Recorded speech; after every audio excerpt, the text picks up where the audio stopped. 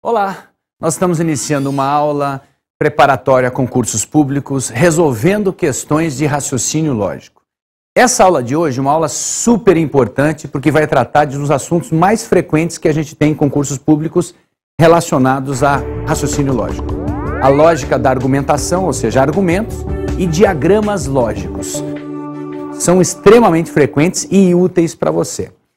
O índice de acerto dessas questões em concursos públicos normalmente é baixo, porque você precisa ter todo um raciocínio para interpretar e umas regras também para resolver, regras lógicas. E por isso, então, a dificuldade. Então vamos fazer uma boa revisão hoje, resolvendo questões de bom nível para que você se torne cada vez mais bem preparado para enfrentar essas questões. Vamos começar já? Questão de número 1. Pedro toca piano, C e somente C, Vitor toca violino. Ora, Vitor toca violino ou Pedro toca piano. Logo, alternativa A. Pedro toca piano e Vitor não toca violino. B. Se Pedro toca piano, então Vitor não toca violino. C. Se Pedro não toca piano, então Vitor toca violino. D. Pedro não toca piano e Vitor toca violino. Ou E. Pedro não toca piano e Vitor não toca violino. Veja, esse é um tipo de argumento chamado hipotético. Argumento hipotético é aquele formado por proposições compostas, se, então, ou, e, se e somente se, proposições que você pode simbolizar por regras lógicas. Bom, você sabe que todo e qualquer argumento, sempre você parte do princípio que as premissas são verdadeiras. E aí você tenta verificar qual das proposições nas alternativas realmente pode ser considerada verdadeira na hipótese das premissas serem verdadeiras. Então, inicialmente, nós vamos chamar de P uma proposição simples que é Pedro toca piano. Vamos simbolizar por P. E vamos simbolizar por Q, Vitor toca violino. Então, Pedro toca piano é P, Vitor toca violino é Q. Aquela proposição, Pedro toca piano, C e somente C, Vitor toca violino, pode ser simbolizada por uma flechinha dupla, bicondicional. P, uma flechinha dupla, Q. C e somente C. A outra, Vitor toca violino ou Pedro toca piano, Vitor toca violino ou Pedro toca piano, é Q ou P. Essas são as duas premissas. Bom, essas duas premissas têm que ser o quê? Verdadeiras. Então, não só P, C e somente C, Q tem que ser verdadeira, como Q ou P também deve ser verdadeira. Agora, uma pergunta para você, para ver se você lembra. Quando é que um C e somente C, uma proposição bicondicional, é verdadeira? Quando ambas as proposições simples têm o mesmo valor lógico. Ambas verdadeiras ou ambas falsas.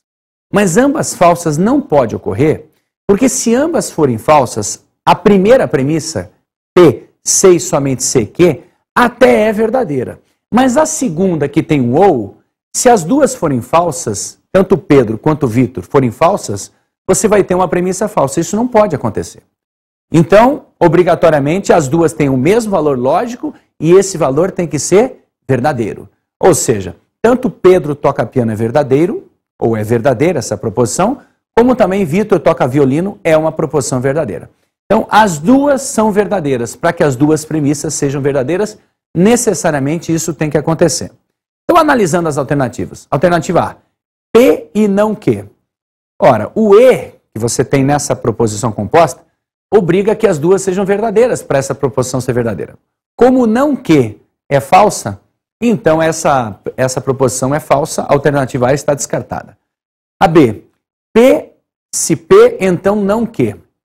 Observe que P é verdadeira e não Q é falsa. E quando você tem um então, uma implicação, onde a primeira é verdadeira e a segunda é falsa, a proposição é falsa, a alternativa B é falsa. C. Não P, então Q. Não P é uma proposição falsa. Q é verdadeira. Um falso implicando num verdadeiro, pela regra lógica que a gente conhece, falso implicando verdadeiro dá verdadeiro. Então essa alternativa C é necessariamente verdadeira e, portanto, pode ser conclusão do argumento. Então a letra C já é a resposta. Vejamos se tem mais alguma outra. Alternativa D. Não P e Q. Essa é falsa porque não Q, não P já é falsa. E, portanto, tendo um E, a proposição inteira fica falsa. E a alternativa E, não P e não Q. As duas são falsas, com E ambas são falsas e, portanto, a proposição inteira fica falsa. Portanto, somente a alternativa C, que diz, se Pedro não toca piano, então Vitor toca violino, é a única resposta, é a única conclusão realmente verdadeira do argumento. Entendeu a questão? É sempre assim. Supõe as premissas verdadeiras e verifica qual das alternativas realmente pode ser considerada verdadeira com base nisso. Tá ok? Vamos continuar.